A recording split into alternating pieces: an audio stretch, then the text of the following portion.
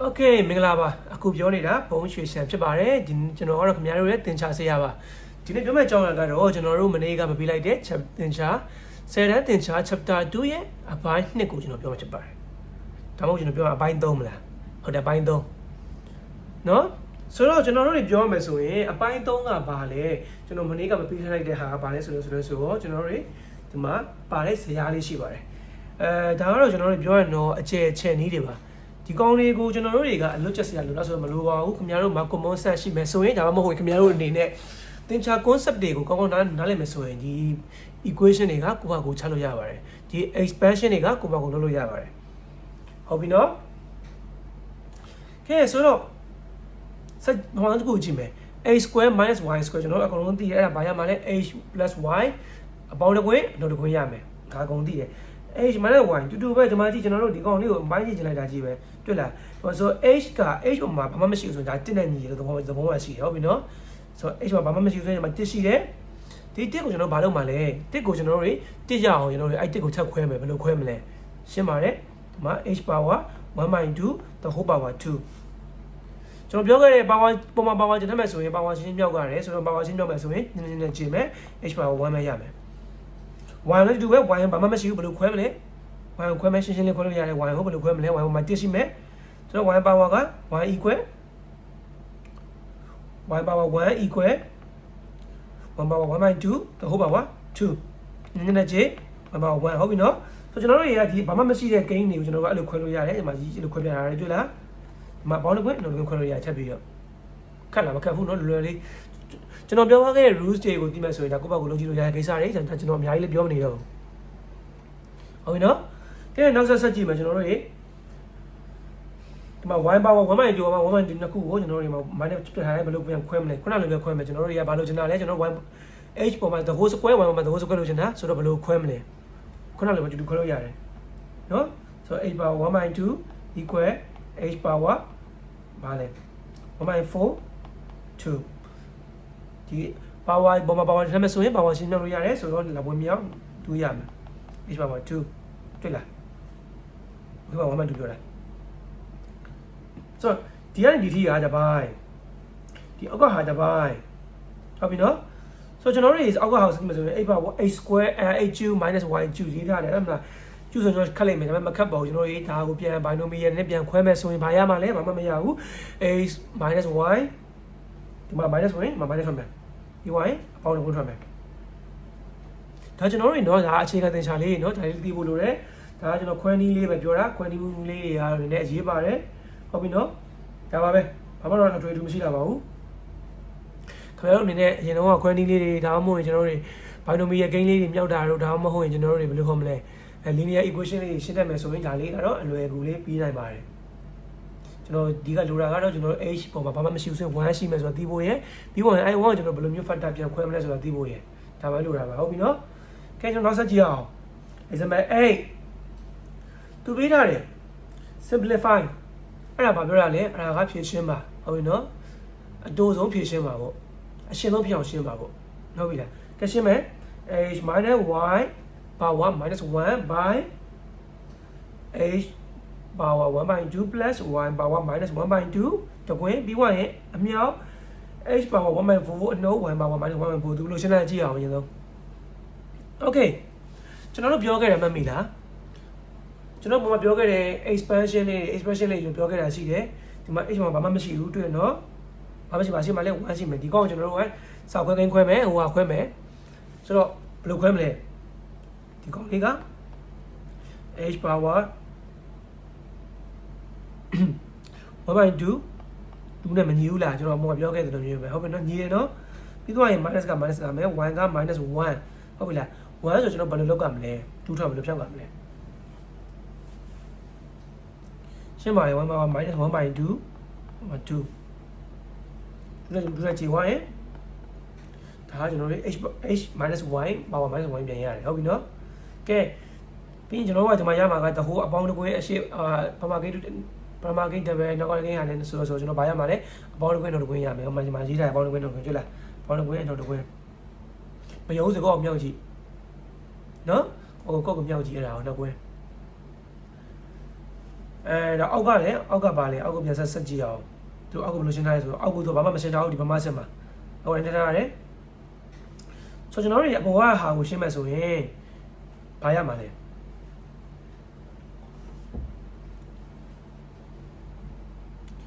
ရှင်းကြည့်အောင်ကျွန်တော်တို့မှာဒီမှာတကွင်းတွေ့လာဒီမှာကြည့်ဒီအောက်ကကွင်းလေးနဲ့အပေါ်ကဒီကွင်းလေးနဲ့တူနေတွေ့လာကျွတ်ကျွတ်ဒီနှစ်ခုကကြေသွားမယ်ကြေတော့ဘာရမှာလဲဒီနှစ်ကွင်းမကြံခဲ့မယ်နှစ်ကွင်းရေးထားတယ်အဲ့နှစ်ကွင်းကျွန်တော်ဘယ်လိုဆက်လုပ်မလဲဆိုတော့နှစ်ကွင်းတို့ခုနကမျိုး factor ပြန်ခွဲမယ်ထပ်ကိန်းတွေပြန်ခွဲမယ်ကျွန်တော်ခုနပြောခဲ့တယ်ပြန်ခွဲမယ်ခွဲဘာရမှာလဲကျွန်တော်တို့ခုနပြောခဲ့တယ် h power 1/2 ကိုခွဲမယ်ဆိုရင်ကျွန်တော်ဘယ်လိုခွဲမလဲဆိုတော့ sorry h power 1/2 ကိုကျွန်တော်တို့ပြန်ခွဲချင်တယ်ဆိုရင်ဘယ်လိုခွဲမလဲ h power 1/4 လုပ်လိုက်မယ်ပြီးဒီကောင်ကိုတကိန်းနှစ်တင်လိုက်မယ်နည်းနည်းမြောက်တူဟုတ်ပြီနော်မှန်နော်ဒီလိုပဲကျွန်မကြီး y နဲ့ဒီလိုပဲကျွန်တော်ဒီမှာအောက်ခြေအခြေနဲ့တူအောင်ပိုင်းခြေနဲ့တူအောင်ကျွန်တော်ပြန်ခွဲတယ်ပိုင်းခြေနဲ့တူရင်ကျွန်တော်ရှင်းရတာပို့လွယ်လေဟုတ်ပြီနော်ပြန်ခွဲတဲ့ y နဲ့လူပြန်ခွဲထားတယ်မှာကြည့်လိုက် y ခွဲထားတယ်ပြီးတော့ y ကလည်းဒီလိုပဲ4ဆိုကျွန်တော်အပေါင်းတစ်ခွင်းတစ်ခွင်းရပြီဘာလို့မလဲအကွင်းတစ်ခွင်းခွဲလိုက်မယ်အပေါင်းတစ်ခွင်းနောက်တစ်ခွင်းအရှေ့ကွင်းမှာက h power 1/4 y power minus 1/4နောက်ကမှာက h power 1/4ပဲနောက်ကမှာလည်းy power 1/4ပဲဟုတ်ပြီနော်ပြီးတော့ကျွန်တော်တို့ဒီနှစ်ခုကအောက်မှာလည်းပါတယ်ဆိုကျွန်တော်အောက်ကလည်းအပေါ်ကနေကြည့်ရမယ်ဒါတိုင်းကြည့်ရမယ်ဆိုကျွန်တော်ဘာရမလဲဖြစ်ဒီမှာအနှုတ်ပါနေရဲ့ကျလားအနှုတ်ပါနေကျွန်တော်ဘာလုပ်ရမလဲရရမို့အောက်တဲ့ y ကိုအောက်ချရမှာဖြစ်ပါတယ်ဟုတ်ပါ y 1/4ရှင်းတယ်နော်ပိုင်းချင်းကြီးမယ်ပိုင်းရ1 power 1/4ရမယ်ပြီးတော့အပေါ်မှာကျွန်မ y h power 4 1 power 4 plus 1ရမယ်အဲ့တော့နားလဲရနော်အဲ့တော့ဒီမခတ်ဘူးဟုတ်ပြီလားကျွန်တော်တို့ကပြောရင်တော့အပေါ်ပိုင်းချီမှာရှိပိုင်းဝက်မှာရှိတဲ့ဂိမ်းတွေနဲ့အောက်ကပိုင်းချီမှာရှိတဲ့ဂိမ်းတွေတူအောင်လို့အပေါ်ပိုင်းချီမှာရှိတဲ့ဂိမ်းတွေကိုကျွန်တော်တို့ကနေပြီးတော့power တွေကိုပြန်ပြီးခွဲထုတ်လိုက်တယ်ပုံပြထား equation တိုင်းပဲဟုတ်ပြီနော်အဲ့ရမယ်နော်example 8 view ကိုကျွန်တော်တို့ example 2 exercise 2.2 ကိုတော့ကြည့်လို့ရပါတယ်အရင်ခတ်တာတွေမပါပါဘူးကျွန်တော်ကြည့်ရတာတော့နော်ပြောရင် example 8ကပိုခတ်ပါတယ် example 2.exercise 2.2 ထက်ကျွန်တော်တို့နံပါတ်ပါတယ် 2.2 ရောက်ပြီ radicals ကျွန်တော် radicals အကြောင်းနံပါတ်ပြောခဲ့တယ်ဟုတ်ပြီနော်ကျွန်တော်အဲ့ဒါဆက်ကြည့်အောင် radicals ဆိုဘာလဲပေါ့တခြားပြီးပြန်ကြည့်ကြမယ်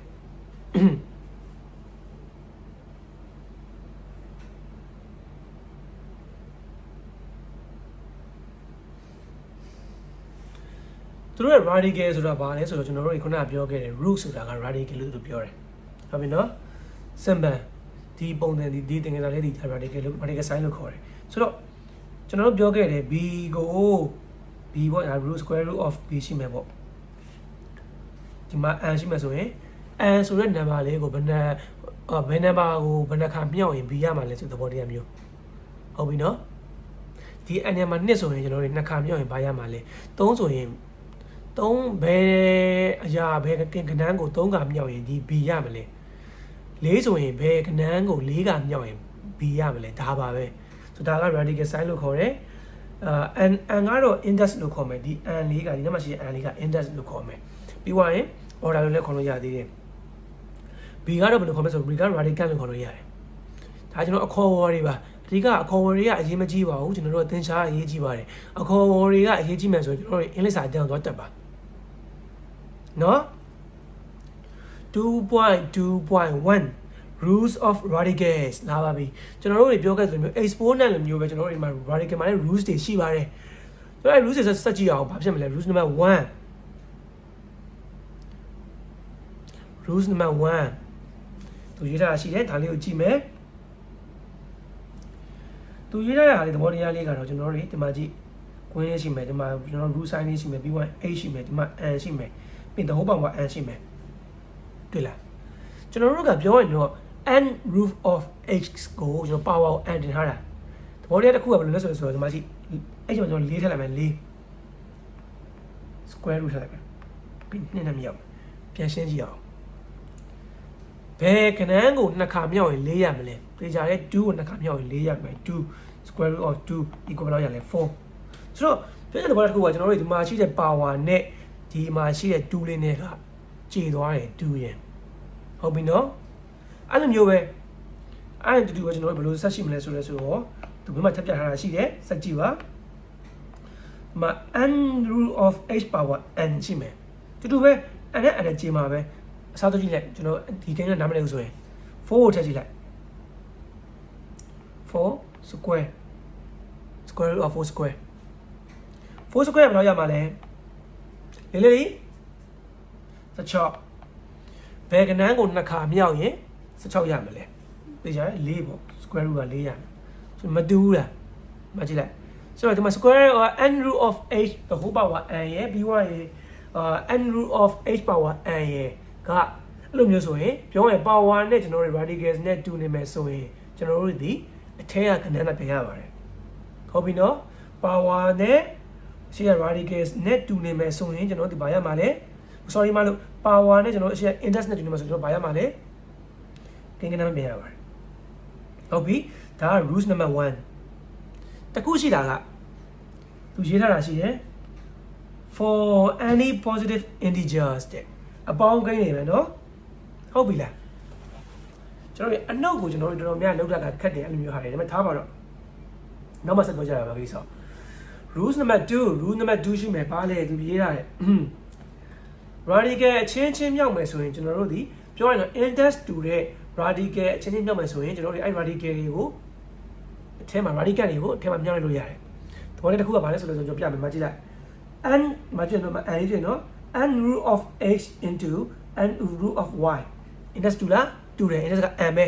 တူတယ်ဆိုရင်ကျွန်တော်တို့ရအဲ့ထဲမှာ radical အချင်းချင်းမြောက်လို့ရတယ်။ဟုတ်ပြီလား။မြောက်ပြီးကျွန်တော် n root တင်လို့ရတယ်မကြည့်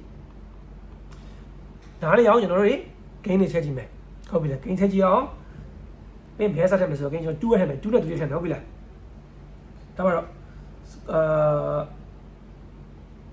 sorry 4နဲ့9ထည့်မယ်ရ4နဲ့9နဲ့ square root of 4ဆိုတော့မှာဒါကျွန်တော်တို့ဘာမှမပြောဘာလဲ square root ဟုတ်ပြီလား index of ဘာလဲ square root အမြောက် square root of 9ကျွန်တော်အားရှင်းဒီဇိုင်းလေးရှင်းမယ်4ကိုဘယ်ကိန်းမြောက်ရင်ဘယ်ကိန်းကိုနှစ်ခါမြောက်ရင်4ရမလဲနှစ်ကိုနှစ်ခါမြောက်4ရမယ်ဘယ်ကိန်းကိုနှစ်ခါမြောက်ရင်9ရမလဲ3ကိုနှစ်ခါမြောက်ရင်9ရမယ်နှစ်လုံးမြောက်ပြလိုက်ရင်6ရမယ်ဟုတ်ပြီလားအခုကျွန်တော်သူပြောလေးတွက်ကြည့်အောင် square root of 4အမြောက် square root of 9ကတဲ့ square root of 4အမြောက်9နဲ့တူတယ်တဲ့ကြည့်အောင်ဟာမှန်မှန်ပေါ့လေကိုလီနောက်ရ36ဘယ်ကိန်းကိုနှစ်ခါမြောက်ရင်36ရမလဲမှန်ပါတယ်66 36ပါဖြစ်တူရလားမကြည့်ဖြစ်တူနေနော်ဆိုတော့သူပြောထားတဲ့ theory ရ rules ရဒါကမှန်တယ်ဟုတ်နော်ပြောရင်ဒါ index တူမှာနော် index မတူရင်ကျွန်တော်လုံးလို့မရဘူးပြောရင် n နဲ့ m နဲ့ဆိုကျွန်တော်မရဘူး square root နဲ့ cube root နဲ့ဆိုကျွန်တော်မရဘူးလို့ကျွန်တော်အရှိက index လေးတူမှရမယ်အဲ့တော့သိဖို့လိုတယ် rule number 2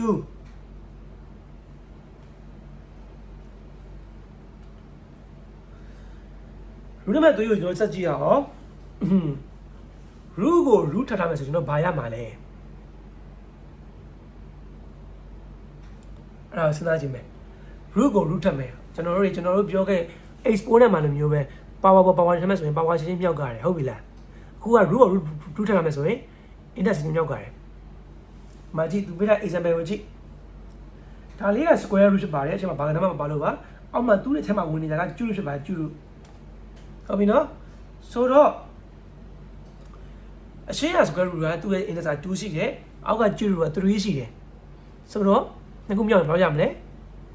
6ရပါတယ်6ရပါတယ်ဆိုတော့ဒီမှာကြည့်6ပါ6 root of 5တွေ့လား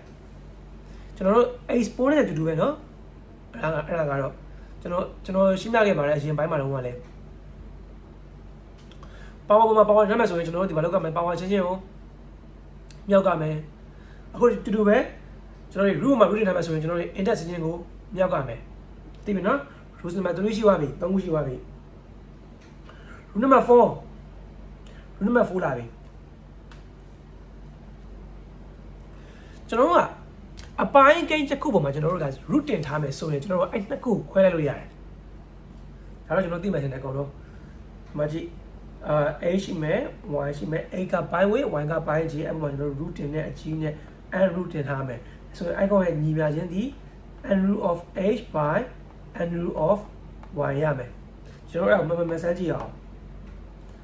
ဒီလိုပဲကျွန်တော် n နေရာမှာ square root ထည့်မယ် h က4 y က9 square root ထည့်မယ်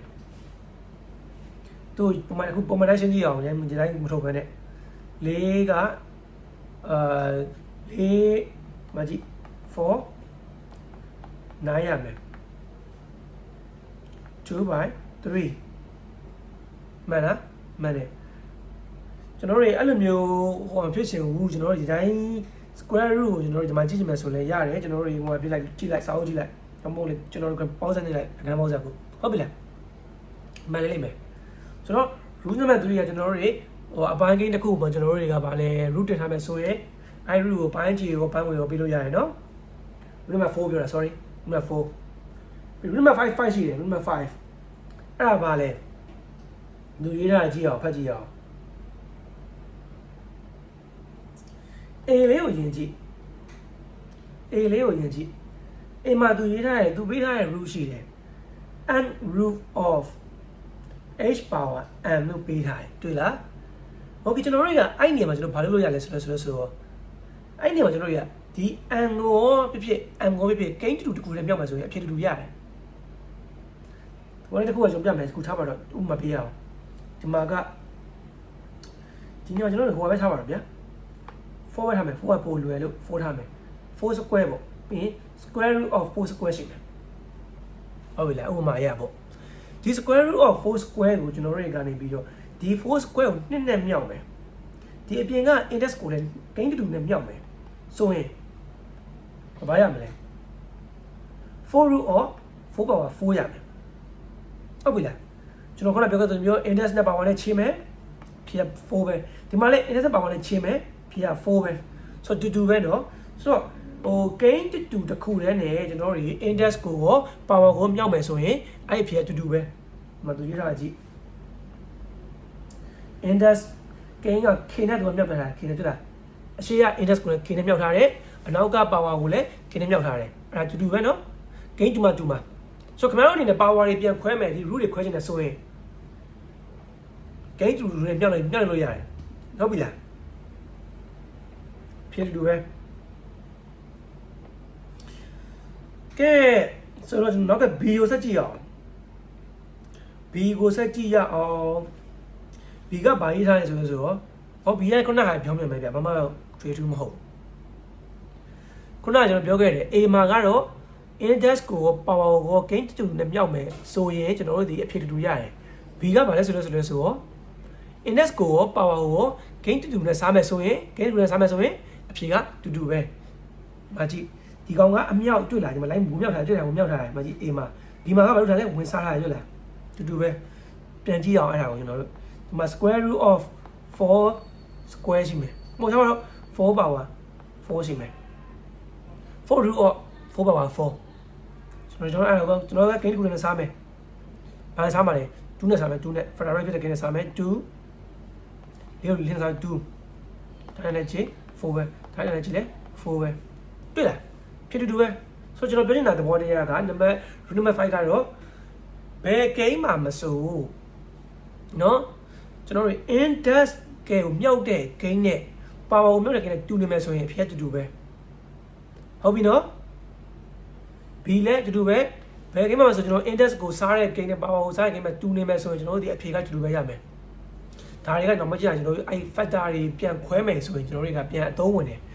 ခုနကကျွန်တော်ပြခဲ့တဲ့ example အဲ့လိုမျိုးပဲတက်မလားအပေါ်ဝင်းနဲ့အောက်ဝင်း question ရမယ်ဆိုရင်ဒါဒီစောက်ရန်အသုံးဝင်တဲ့ကိစ္စဟုတ်ပြီလားဒါ is root number 5ကျွန်တော်ရဲ့ root 5ကိုသိသွားပြီကျွန်တော်ရဲ့အဲ့ root 5ကိုကျွန်တော်ပြန်ကြည့်ရအောင်တက္ကစာပြန်ကြည့်မယ်ပြန်ပြောမယ်ပေါ့ root number 1 root number 1ဘာလဲ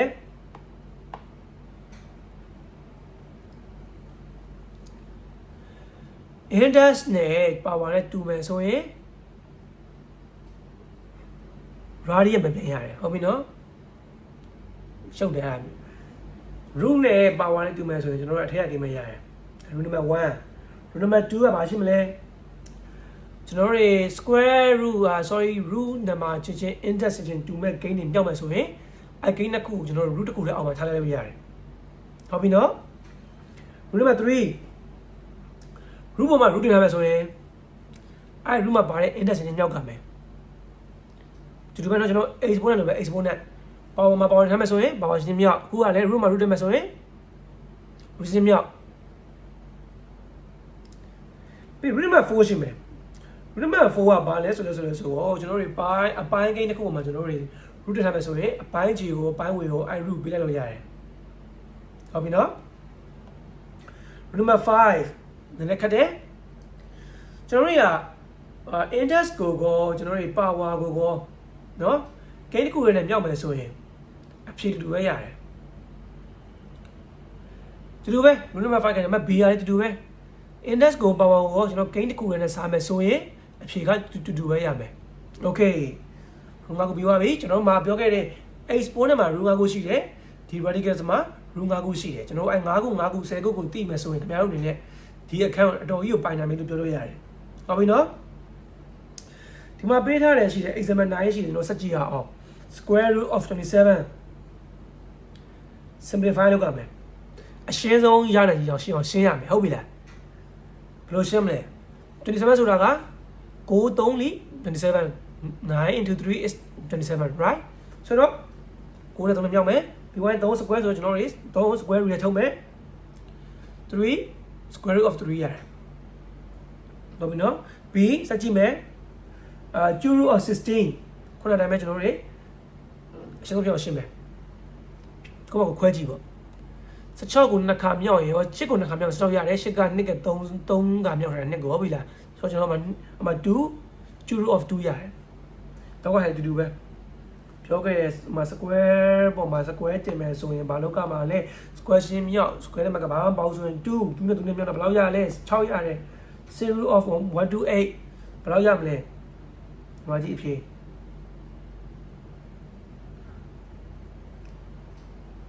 ဒီကတူပါပဲအမှမထူအောင်ဒီကလည်းနည်းပေါ်လွယ်အောင်မယ်တခုရှိလာဒီမှာတခုရှိလာကျွန်တော် minus နဲ့ဒီမှာက fair root နဲ့ပါကျွန်တော် minus ရရနော်ဟုတ်ပြီလားပြီးဖို့လိုပဲဒီကောင်ကြည်သွားလို့ဟုတ်ပြီနော် e တူပဲဆိုတော့ example 10ကိုဆက်ကြည့်ပါကိုယ့်ဘာကိုရှင်းနိုင်ရင်ဆက်ရှင်းလို့ရပါတယ်မရနိုင်ရင်ကိုယ့်ဘာကိုသူပြတ်ထားတာကြီးကြည့်ပေါ့အရင်ကတ်ခဲနေမျိုးမဟုတ်ပါဘူးဒါကကျွန်တော်တို့ chapter 2ပေါ့နော်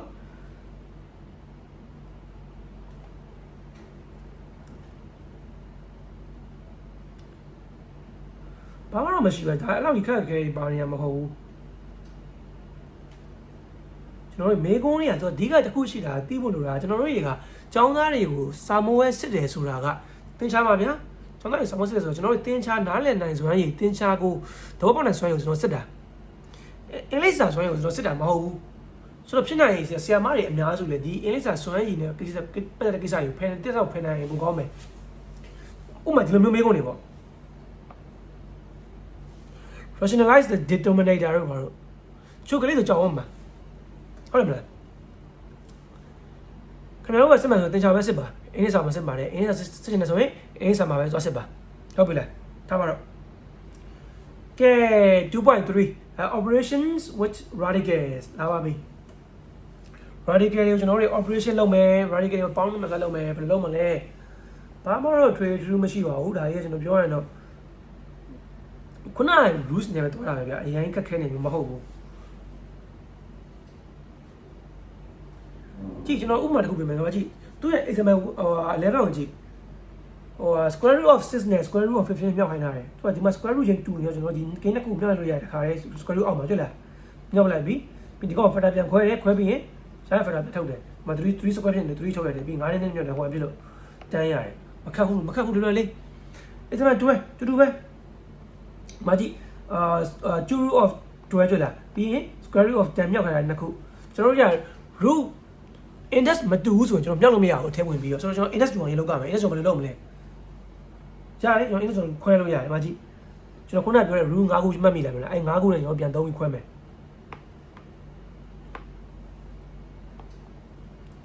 စနစ် square 6ဒီမှာကြည့် ဒီကောင်မြုပ်လိုက်လောက်ကြမယ်ဒီကောင်စားရတော့ရမယ်ဆိုတော့3ရက်ရမှာတူတူပဲဘယ်ကိန်းမဆိုကျွန်တော်တွေ interest နဲ့ဟိုနဲ့ကိုကျွန်တော်တွေကဟိုဘယ်ကိန်းမဆိုနဲ့စားမယ်ဆိုရင်ဒါမှမဟုတ်ဘယ်ကိန်းမမြောက်မယ်ဆိုရင်ဖြစ်တူတူပဲရတယ် rule number 5သိရနော်ကျွန်တော်တွေကပြောရင်တော့ကိန်းနှစ်ခုရဲ့ interest 2မှာကျွန်တော်တွေကoperation ပေါင်းလို့မစားကန်လို့ရတယ်မတူဘဲဘာမှလုပ်လို့မရဘူးဆိုတော့တူအောင်လုပ်မယ်တာတူအောင်ခွဲမယ်ဒါပဲဒီမှာကျွန်တော်တွေsave rule ရအောင်ယူထားတယ်တွေ့လား interest ကျတော့ save အောင်ယူထားတယ်ဒီမှာကျွန်တော် save အောင်ယူထားတယ်တွေ့လားမသိဘူးပြောရမယ်ကမစဉ်းစားကြည့်ကျွန်တော်ငယ်တင်နေတဲ့အပိုင်းကိန်းလို့မသိဘူးမလားပိုင်းချေတူမှာကျွန်တော်တွေလုပ်လို့ရတယ်ဆိုတော့တမော်တရားမျိုးတူတူပဲကျွန်တော်ပိုင်းချေညှိတာပဲဒီကောင်ကကျတော့ကျွန်တော်တွေ root ညှိတာပေါ့ဒါပဲသိလားထားပါဒီမှာကြည့်ဒီမှာဘာကျူလို့ပါရဲ့ဒီမှာ square root ပါရဲ့နှစ်ကတော့မှရှိတဲ့ဘုံကနဲ့ဘာရှိမလဲ6ရှိရဲ့အနည်းဆုံး6အောင်လုပ်လိုက်တာတွေ့လားဘာမှခက်နေလို့မဟုတ်ဘူးမခက်ဘူးဒီမှာ example တတင်းကိုကြည့်အပြင်က3နဲ့မြောက်တာကြည့်လား3နဲ့မြောက်ပြီဆိုဘာကြောင့်3ရမယ်ဒီကောင်က6နဲ့မြောက်ဆိုရင်မကြည့် square root 3အမြောက် square root of 8ရမယ်ဒီကောင်3 24ဆိုဆက်ရှင်ဘယ်လောက်ရမလဲ2 square 6ရမယ်ပြီးတော့2 square ဆိုနေ့နဲ့ဒီကောင်ကြည့်ပါနေ့ကိုထုတ်မယ်ပြီးဒီကောင် square root 6ဒါပဲမခက်ဘူးလွယ်လေးတယ်အကုန်လုံးကexample 4တူတူပဲ example 5တူတူပဲ16မခက်ပါဘူးတူပါပဲ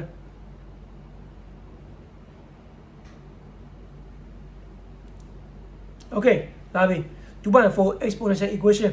ဘာလဲ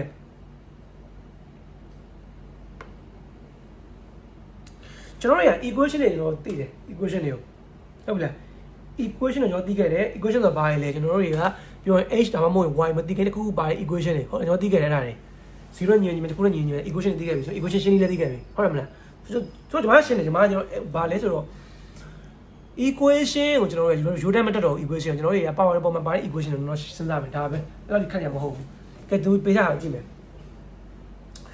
3 power h equal 81တွေ့လားပြီးတော့2 power 5 minus 1 equal 32ဒါက exponential equation တွေ equation ဘာလို့ခေါ်လဲတွေ့လားဒီလိုဟာဆိုကျွန်တော်တို့ရဒီမှာ3 power ဟာရှာလို့ရတယ်ပြောရင်87ဆိုတော့3 power မြောက်ထားတယ်4ကမြောက်ထားတယ်4ကဟုတ်ပြီလားဆိုတော့ဒီမှာ2 power h equal 4ရမယ်ဒီမှာကဘာလဲဒီကောင်စဉ်းစားကြည့်အောင် equation ညှိဖို့ဆိုကျွန်တော်ဘာလုပ်လဲဆိုတော့ကျွန်တော်အခြေတူဖို့လုပ်တယ် base တူဖို့လုပ်တယ်ဒီမှာ2 power 5 minus 1 equal 32ဆိုတဲ့ equation ရှိမယ်ကျွန်တော်အဲ့ဟာကိုကျွန်တော်စဉ်းစားမယ်အဲ့ဒါကျွန်တော်စဉ်းစားမယ်ဒီမှာ base က2ဒီ32ကိုကျွန်တော် base 2ပြောင်းဖို့လုပ်တယ်အဲ့ဒါမှကျွန်တော်တို့တွေကဒီမှာ5 power 5 into h 1နဲ့ဒီဘက်ကတခုနဲ့ညီးမှာဟုတ်တယ်မလားကျွန်တော်စကြည့်ရမယ်ကျွန်တော်ဒီ32ကိုကျွန်တော်ဘယ်လိုပြောင်းမလဲ base ကို2 by base ဘယ်လိုပြောင်းမလဲနှစ်ကိုဘယ်နှခါမြောက်ထားရင်32ရတယ်နှစ်တလီနှစ်နှစ်တလီ4နှစ်တလီ8 8တလီ16 16တလီ32ဘယ်ခါမြောက်ထားလဲ5ခါမြောက်ထားတယ်ဟုတ်ပြီလားဆိုဒီ32 equal 2 power 5နဲ့ညီတယ်နော်ဟုတ်ပြီဒီမှာ 5x equal 1 base 2ဆို base 2y ဆို power ညီလို့ရတယ် base 2y ရဲ့ equation ဟိုဘက်ဒီမှာဘာလဲ power ညီလို့ညီသွားပြီဟုတ်ပြီလား base 2ကိုပဲရေးကြည့်တာဆိုတော့ကျွန်တော်ဒီမှာ base ရပြီpower ရပြီ power ပဲရပြီဆိုတော့ဒီမှာဒီ h 6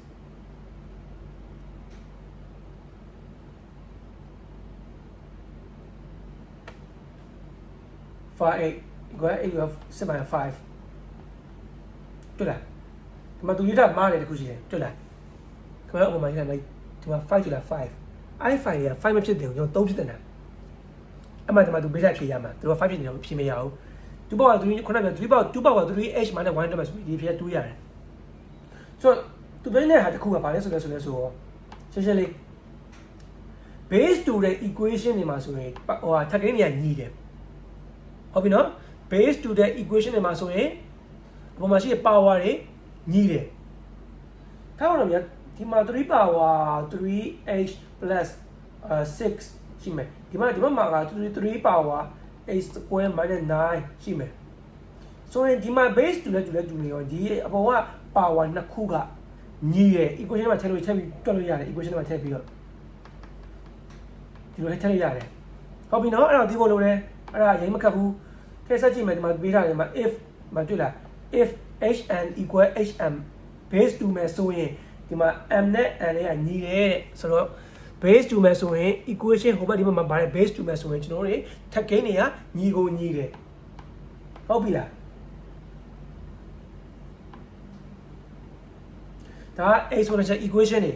ကျွန်တော်တွက်ကြည့်မယ် example ဆက်ခွန်တွက်ကြည့်ရအောင်ကျွန်တော်တို့ဒီမှာပေးထားကျွန်တော်ခုနတွက်ပြဘူးပါရောပြီလားဒီမှာကြည့်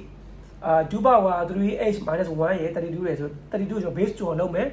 32က2 power 5ဟုတ်ပြီလားဆိုတော့ base 2နဲ့2နဲ့2ရောဒီအပိုင်းကြီးခဏဖယ်ထားလို့ရတယ် base ဖယ်ထားလို့ရတယ် 3h minus 1 equal 5ဒီမှာကြီး h equal 2ဆိုဒီပုံမှာ2ဖြစ်နေမယ်ဒီ h တွေက equation ရှင်းဖို့ရမယ် done okay ဆက်ကြည့်အောင် example 18ဆက်ချက်ဒီမှာပေးထားရရှိရင်ကျွန်တော် a3h square plus 1 into 27h minus 1ကျွန်တော်အမှပြောရကျွန်တော်ပြောပြီးသား base 2အောင်ရင်လို့ base 2ရင်ကျွန်တော်ရပြီအမှ base 2လောက်ထားကြည့်လား base 2လောက်လိုက်တယ်အဖြေထွက်ပြီဒါပဲဆိုတော့ main point တစ်ခုက base 2အောင်လုပ်ပြီးဆိုရင်ကျွန်တော်တွေက equation တွေကိုညှိတယ်ကဲဒါပါပဲ exercise 2.5 ကိုကောက်ကြည့်ပါနော်နောက်နေ့မှာကျွန်တော် chapter 3ကိုသင်ပါမယ်ဒီနေ့ကကျွန်တော်ပါပဲအားလုံးကျေးဇူးတင်ပါတယ်ကျွန်တော်သဘောကျဆိုရင်ကျွန်တော်ရဲ့ channel လေးကို like and subscribe လုပ်ပေးပါမကြောက်ဘူးဆိုရင်ဘာမှဖြစ်ပါဘူးကျေးဇူးပါ